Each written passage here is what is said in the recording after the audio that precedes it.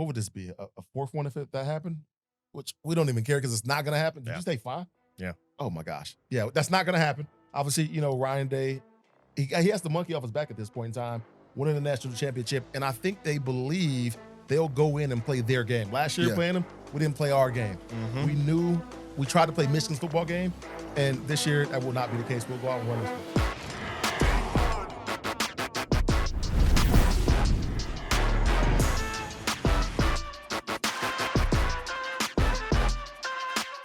Let's do it. Welcome to episode 4 of The Script, a podcast on the Ohio State Buckeyes. His real name is Cardale Jones. His fake name is Beanie Wells. My name is Dave Holmes. Make sure you follow us on social media at The Script OSU and subscribe. New episodes every Wednesday on YouTube, Apple Pod, Spotify, wherever you get your podcasts. All right, on today's show, good stuff to talk about. Revenue sharing with Ross Bjork, new basketball court for the Buckeyes, and there's a photo circulating on the internet of this man, Beanie Wells.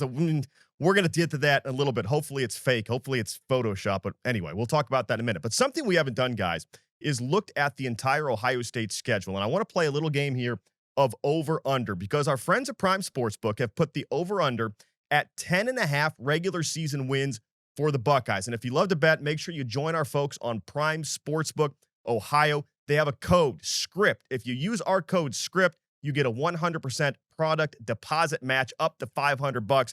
Beanie, I know you love the O-line. It's all about the line, too, with Prime. 100%. And the juice is worth the squeeze. They only take 8%, not that 10, 12, sometimes 15% we see everybody else taking. That's why you got to love Prime Sports. Well, the reason Cardale loves it because he's a busy man and he doesn't have to deal with these AI bots. Yeah, that's the great part about Prime Sports. When you call in for any questions, any concerns, you're talking to real people handling your issues in real time. Yeah, so make sure you use SCRIPT. That's our code, 100% deposit match up to $500. All right, so Prime Sportsbook has 10.5 wins. That have the over is plus 115, meaning if you bet $100 on the Buckeyes, you would win 115. The under is minus 135, meaning you have to bet 135 to win 100. So Prime Sportsbook thinks it's slightly more likely this thing goes under. Now, I don't have a monster memory, so I'm going to pull out the script here for those of you watching on YouTube. So I'm going to go. No pun intended. Yeah, exactly. Yeah. All right, so let's go game by game, guys, and let's see if we come up with over under 10.5 wins for the Buckeyes this year. All right, the opener at home against Texas, I go win. But I'm not overly confident, but I go win. Beanie? I'm going to win. I like this matchup. Obviously, they got a new quarterback there at Texas. We do, too, here at Ohio State. But I think we got more pieces to our puzzle that fit. We get the home field advantage. I think we win this football game. It's going to be a tough matchup, though. Yeah, I think the deciding factor here will be the home field advantage with Texas coming into the shoe earlier into the season and hopefully can play at a high level, but Ohio State as well. We have more questions to answer on our side of the team, but I think the home field advantage is going to give us ultimately the win. Grambling, week 2, at home, win. That's going to be a tough matchup, Buckeyes. They got some tough players there, Grambling. No, we win this football game. I think this one probably is one of those games that gets out of hand. We get an opportunity to see some of those guys that we've been talking about, the young freshman players, get an opportunity to play a whole lot in this game. We win this one. I think Travian St. Clair is going to have 2 touchdowns in this game. Win for the Buckeyes. True freshman going to get some snaps at QB. All right, week 3, it's the Battle of Ohio, at least one of the battles of Ohio. The OU Bobcats come to town. I think this is an easy win for the Buckeyes. No MAC schools coming into the shoe and winning, so mark it down. That's a win. Yeah, I mean, although it's early in the season, and I know sometimes when you're Ohio State, you get those early season matchups, and they try to play you a little bit tough down the stretch, but you always end up stretching out. When it matters most, Ohio State wins this game. You know what? Be careful about these MAC schools going into these top environments. Last year, we saw Toledo go down to Mississippi State at night and upset Mississippi State. And at this point where you're looking at teams like this coming in, it's going to be hard to ask Ohio State to come in and get ready for a night game versus Ohio University. But I think we're still going to win this game, clearly. But I don't think it's going to be as a blowout as maybe, the experts might think. Okay, so all 3 of us have the Buckeyes 3-0 as they hit the road for the first time. This is the game I'm most looking forward to because selfishly, I love going to the road venues, and the first road game is at Washington. I've never been to Washington to see a game. I've been on campus. The stadium's amazing. People drive their boats right up. You drive a boat? What do you do on a boat? Do you drive a boat? You drive a boat? All right, anyway. So they park their boats right there on the harbor, and they walk in. Anyway, week 4 at Washington, I think the Buckeyes win. I think the Buckeyes win, but I'm like you. I like going on the road in those tough environments. We went to Washington, and I believe it was 2007. One of the toughest places to play in. The fans are right on top of you, and they got like this awning right over where the fans sit up in the stadium, and everything just echoes right off of that awning. Yeah. And I mean, let's not forget the fact that they're on the water too, so Yeah. that helps a lot. So one of the loudest, toughest places to play, but I think Ohio State wins. Okay. Yeah, I got Ohio State winning this one as well, but I don't think it's going to be as easy as one may think. Definitely being the first road game for a starting new quarterback at that as well, and a tough environment. One thing that's going to play in our favor, that I hope that the weather isn't as crazy, because that design of that stadium, that wind just flows right through the middle of that thing. But I got the Buckeyes winning this. All right, week 5, Ohio State returns home. We think they're 4-0 at this point. So home against Minnesota, I think Ohio State has no problem here with the Gophers, and they make it 5-0. I think we do. Even though I love, PJ Fleck and rowed a boat and all that, I think he You row the boat. You don't drive the right, boat. you row the boat. You row it. What you row a rowboat? Okay, that's true. That's true. He's using that old school boat. He is. No, I think Ohio State wins this game. Minnesota's always going to play Ohio State tough, but I think we're just that good to where we'll go out and dominate this one. Agree. I mean, Minnesota traditionally has always played us really tough, going back to my time, even your did you Yeah. think it's okay, even against your time. Yep. And they always seem to be a middle of the pack team that is almost close to upsetting one of those big dogs in the Big Ten each year. Hopefully it's not Ohio State this year, but I got them winning this game. We hit the halfway point with the Ohio State Buckeyes going on the road against Illinois. Now, guys, you've been to Champaign. My goodness. Listen, I got a story about Champaign, Illinois, man. So Coach Meyer used to make it sound like the worst place in the world, because he used to tell us, man, you keep effing around, Cardale, you're going to wake up selling paint in Champaign, Illinois. So I was like, what's so bad about Champaign, Illinois? It sounds like a cool place, and then we played there. Yeah. And I'm just like, man, look like there's nothing to do here but sell paint. Right. No, so you go to Champaign, Illinois. All right, it should be called Boxed Wine, Illinois. It ain't as glamorous as Champaign, Illinois. It's a brutal, dreary, sleepy place to play. Still, there's not enough talent there, so I'm taking Ohio State to win at Illinois. I'm taking Ohio State to win this game, but I do believe this is going to be one of our tougher matchups of the year. Yeah. You look at the team Brett Bielema put together last year.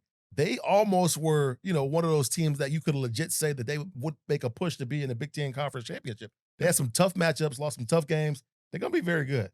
They played tough, and the thing is going to be the deciding factor for them is having that home field advantage. And they haven't released the time for that game yet. I think that's a big factor as well. One, it's an hour behind our time zone. And two, so it's a 12 o'clock game. You're getting up a little bit more earlier, and it's hard to really get those juices flowing for a lesser opponent. But this is not the same Illinois team of history's past when it came to just completely just dominating them on all aspects of the ball. This is a tough team that this coaching staff is putting together. It's going to be a tough matchup, but I think the Buckeyes pull it out. Yeah, I was over there for a noon game a few years ago, and you're right, because it's an 11 a.m. local. It's like people are eating scrambled eggs in the ground. It's just a dreary, it's 52 degrees, overcast. It's a dreary day in Champaign. Okay, the next week at Camp Randall up in Wisconsin. Now, we know that Luke Fickell hasn't had them humming the last couple of years like they'd like to be, but still, every time you go to Camp Randall, it's a little intense, especially those primetime games. That said, I'm going to take Ohio State to win at Wisconsin. Yeah, I'm going to take Ohio State to win this one as well. I love, Wisconsin and what they do. They always play you tough. They're not going to be a team that you just go in there and just blow the doors off of. They're always going to be tough down the stretch.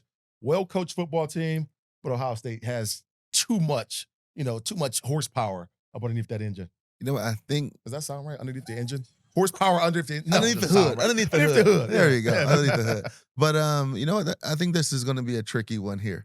Because another tough road opponent, most likely a night game. Everything that's going to be hyped up, because this is Fickell's first time playing against Ohio State since his departure. He's going to have those guys ready, but I do think Ohio State will have the edge in this game. But I would not be shocked if this would be the first game they drop. But I got them winning this game. I got them winning this game. But I don't think this. I wouldn't be shocked not one bit if this is the first game they drop. My guy was riding the fence for a second, but as of now, everyone has Ohio State 7-0. Okay. Yes. Next game, home to Penn State. Now, this is why I don't love doing this segment the way we are, because they're forcing us to pick each game individually. But if the overall exercise is over under 10.5 wins, to me, this season comes down to 3 games: Texas, Michigan, Penn State. If they're going to hit the over, Ohio State needs to win 2 out of 3 of those games. I think Ohio State's going to win 2 or 3 games, but I think they're dropping a game at some point. I don't think the Buckeyes are going 12-0. So if you're forcing me to say, where do I think the loss is most likely to happen on this schedule, I'll go with the L against Penn State, because I think it's the most experienced team coming back. I think they probably are the only team in the Big Ten that has at least comparable talent, not with Ohio State, but at least in the same ballpark. You got your quarterback, Drew Aller, back, 2 stud running backs. You now have the defensive coordinator that won a national title with Ohio State. I look at Ohio State's team. There's not continuity at quarterback, at running back, at both coordinators, the entire defense. At some point, I think the Buckeyes drop a game. So if I'm forced to put a bullseye on a map, the game that worries me most is Penn State. I'm right there with you. You know, when you look at the schedule and the way that it's set up, we just ran through them. Coming off of Washington, Minnesota, we think is going to be a team that plays Ohio State tough. Illinois is going to be a tough game. Wisconsin's always going to be tough. And then you're going to get to Penn State, which is going to be really tough. Mm-hmm. They got more coming back on the offensive end than we do. They got their most important piece on the offense, not on offense, on the team coming back, and Drew Aller. And they got some weapons in the backfield that was, as we know, Katry Allen and Nicholas Singleton. This is going to be a tough game for Ohio State to come out on the other side unscathed. I think we lose this game to Penn State.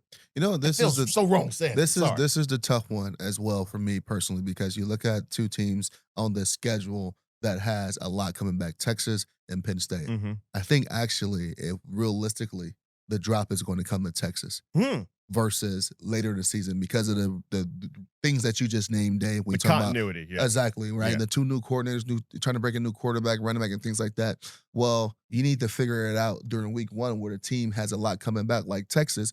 But I still think we get that overall factor because of the home field advantage. But when you look down the road to a Penn State team, I think a lot of those hurdles and a lot of those questions will be answered by then, and we take that one. So I'm kind of reflecting back on my topic and my pick. I think we dropped the 1 versus Texas and beat Penn State.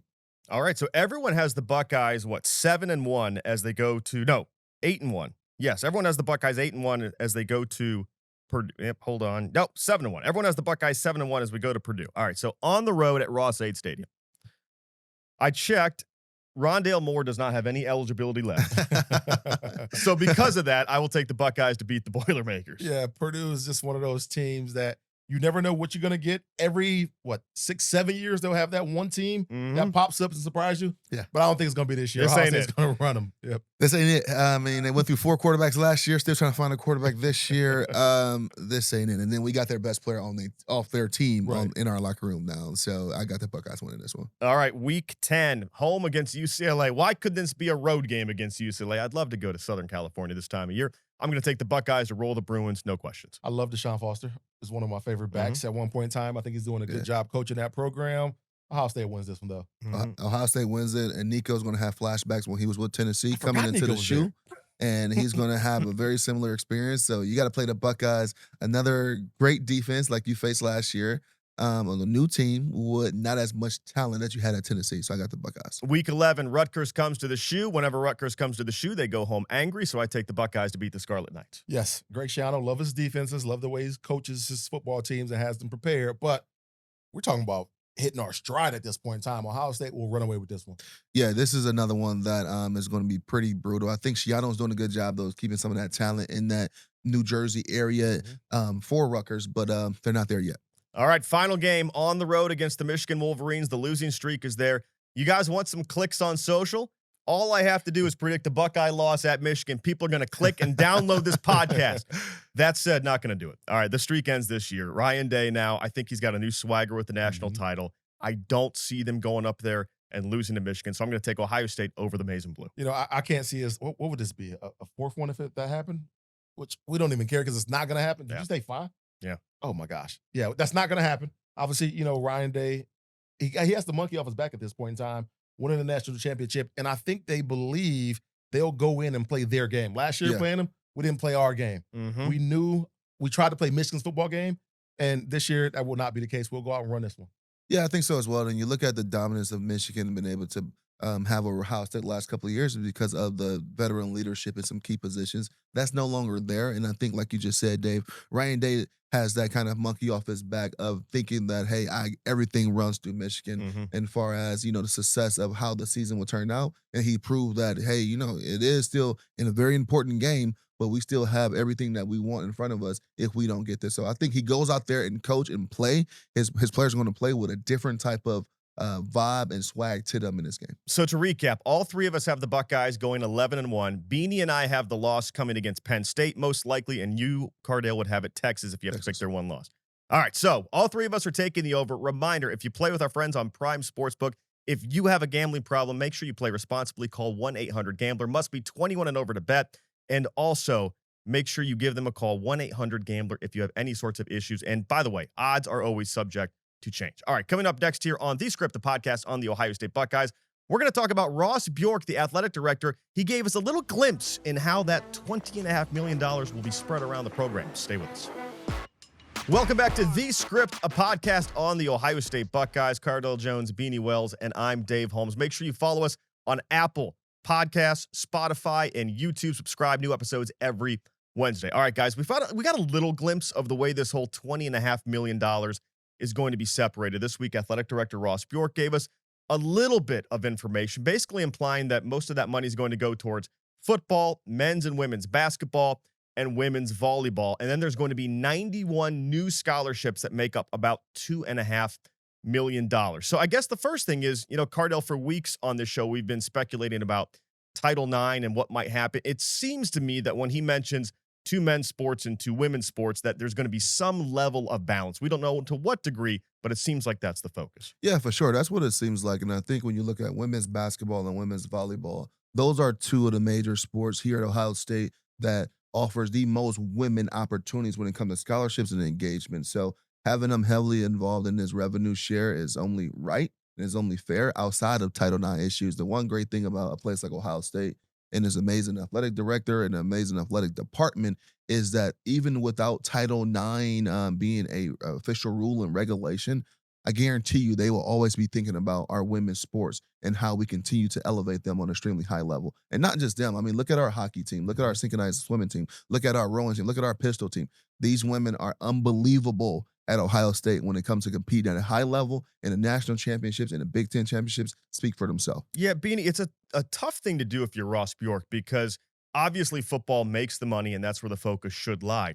But Ohio State does have a real big hang-up on having these 36 athletic sports, these 36 sports. Stanford does the same thing. There are a few schools out there that take pride in being able to compete in dozens of events, and it looks like Ohio State is going to try to innovate and stay ahead of it so they can stay competitive in all these sports. I think they should. I mean, one of the things you definitely don't want to do is get into a situation to where you're pushing all the dollars to your major player, which is football and men's basketball to a degree, and you're leaving everybody else out to dry. Ohio State has been a well-rounded program, like we all just mentioned, in so many different sports. There's been so many different impactful athletes and student athletes across the board for this university, and you don't want to single them out. You want those guys to have an opportunity to recoup some of these dollars that are being dispersed, especially in its infancy. You don't want it to be one of those deals where you set precedent out the gate that we're going to pay basketball, football, everybody else is going to get what's left. No, spread the wealth. And then what that's going to do moving forward for recruiting is understanding that, I can be on this pistol team, I can be on this hockey team, and I still am going to receive some of these dollars that's being dispersed. And my argument has always been, well, NIL is supporting all the other sports. If you have a good football team, you can have 36, 37 sports.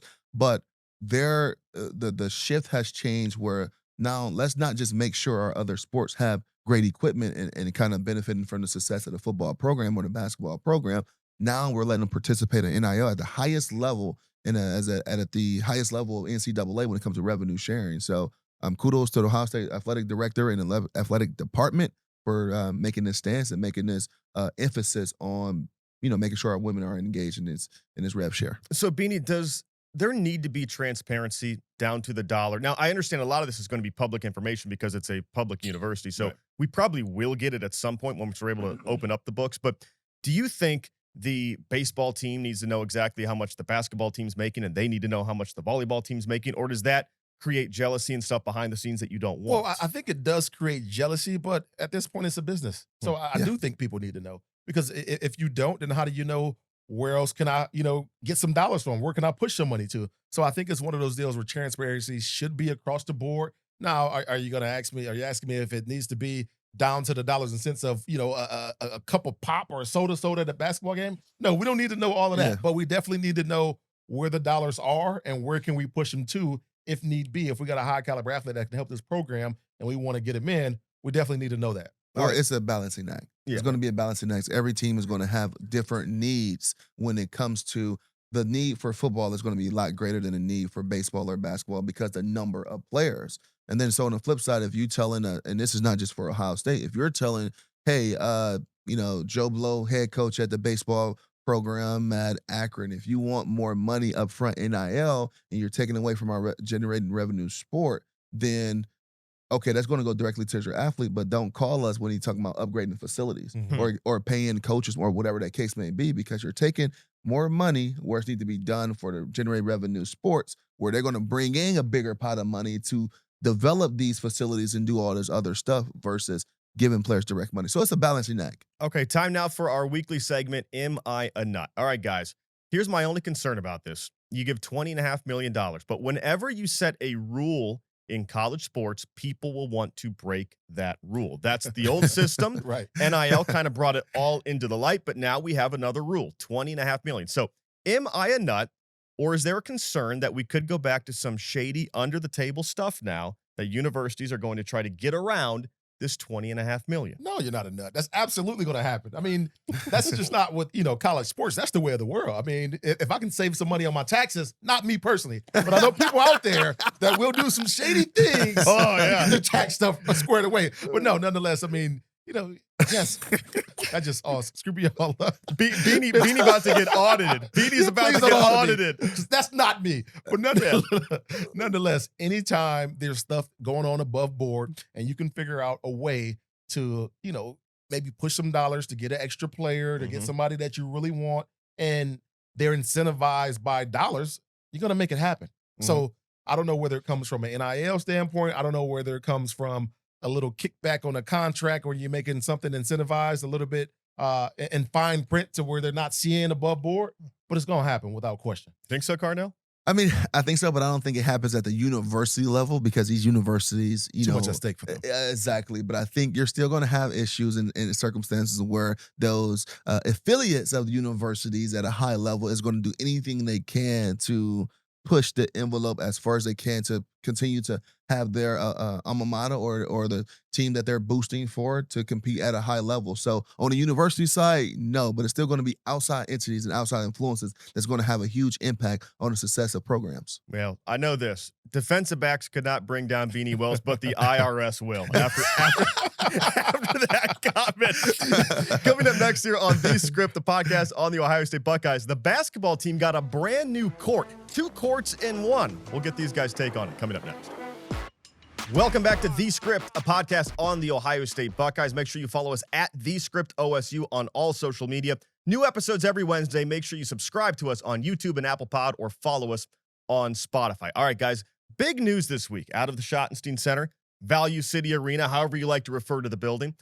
New basketball court. It's 2 courts in 1. The one design has the Block O. The other has the Script Buckeyes on it. So, Beanie, I think you've seen the pictures by now. What's your take on this new 2-in-1 basketball court? I like it. I think it's sweet. Obviously, with the color basketball courts from a TV standpoint can sometimes make it tough. I don't know if you guys remember it wasn't the play-in tournament, mid-season tournament, NBA. They had those ugly courts with all the sponsors. You could barely see anything. Now, I don't think that we're going that far here at Ohio State. I actually like the court. I like the design.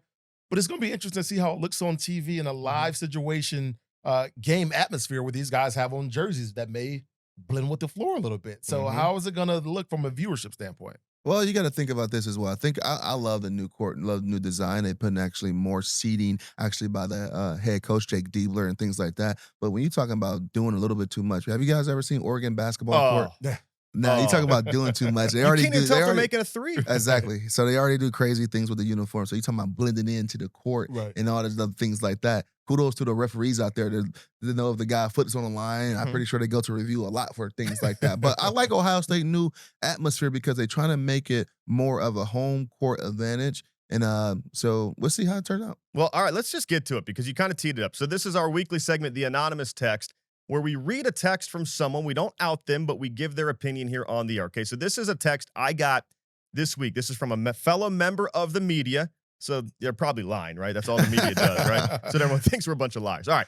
This person said, it's a guy. He said, they can change the court, they can change the jerseys, but they never should have changed the building in the first place.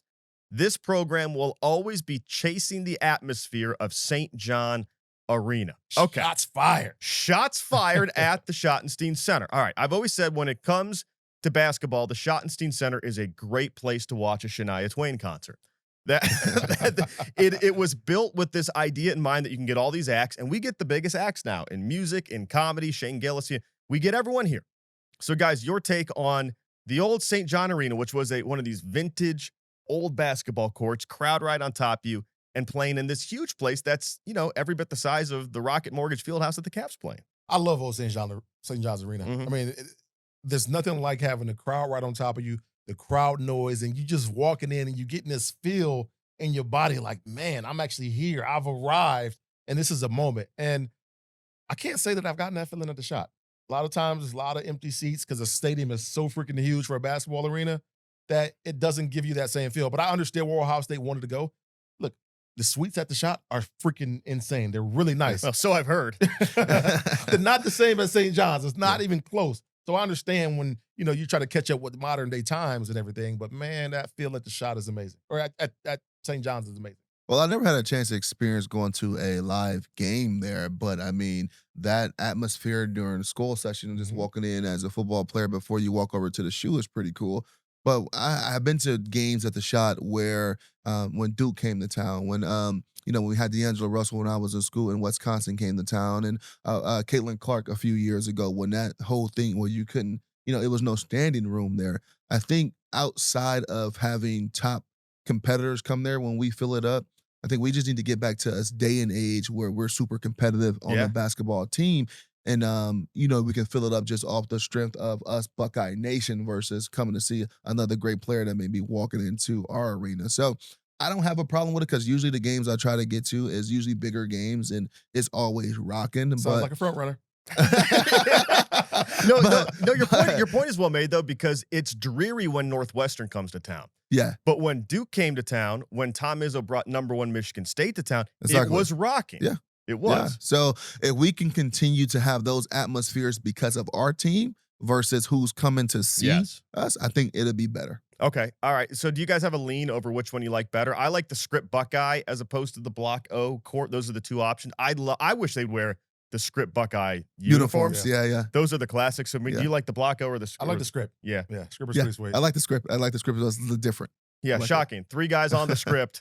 Like the script. Cheap plug there. All right, so it's time now to finish up with our other segment, and it's called What's Your Beef? All right, so this week I'm on the internet, and I see something troubling. I see a picture circulating. I'm praying this has got to be Photoshop. It's got to be AI. There's no way.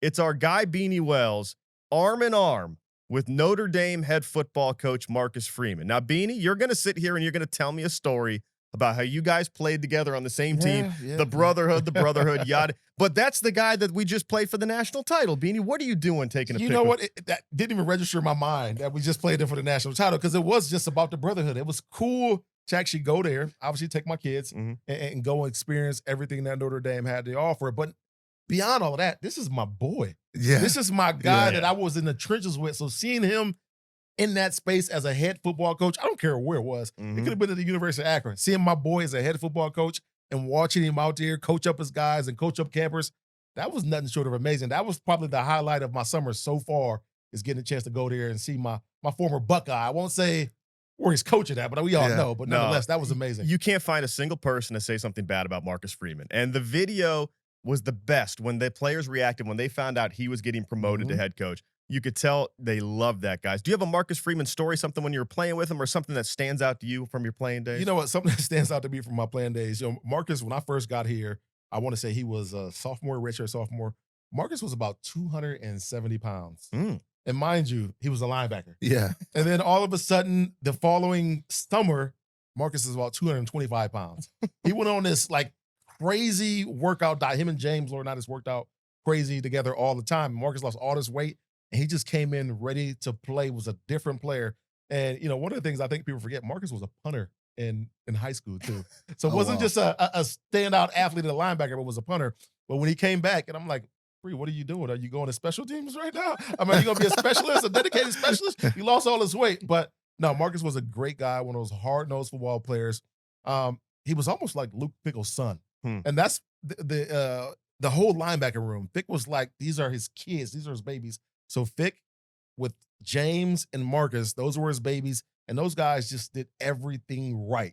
Quality players, quality people, couldn't be prouder of them. Yeah, but Cardale, when you're playing with a guy, do you think this guy's going to be a good coach later? Like, did you play with someone that you thought that guy's got a coach's mind? Well, of course, JT Barrett, Yeah. quarterback coach of the Chicago Bears right now. And I mean, he's always been a guy that was going the extra mile when it came to things like that. And also another guy in our room, Kenny Guyton, was the exact same way. And we used to call him Coach KG, because he always knew everything. And the attention to detail was always there, not just like how strict and how firm a quarterback is. It was just always on another level. So those two guys we always thought would be great coaches, and clearly one is at Wisconsin with Luke Fickell, one is in the NFL going into his 4th year, finally having a chance to control his own quarterback room with the Bears with a great young quarterback, Caleb Williams. So I'm excited to see how his young career, both of those guys' young career, kind of take hold with these guys with that relationship. So, all right, so we'll allow it. Marcus Freeman's a Buckeye for life, Beanie. I'm giving you a bad time, but are you going to take a photo with anyone else this week? Give me a heads up so I'm not shocked next time. I'll let you know. I'll let you know. Where I'll be on my trek around the country. I got young boys, man, so we're camping. Yeah, so we're going to different camps and experiencing different colleges. Today, actually, they're out of Ohio State. Well, you're one Sharon Moore picture away from being blacklisted on this show, man. That's where we draw the line. Oh, for sure. Hey, you know what? Tony Alford's my guy now. He's up there at the team up north, and I told him, "I see you when I see you." Right. Coming up there to see you. Well, that'll do it for us here on episode 4 of The Script, a podcast on the Ohio State Buckeyes. Follow us at The Script OSU. Subscribe on Apple and YouTube, or follow us on Spotify. We'll be back here next Wednesday with a new episode.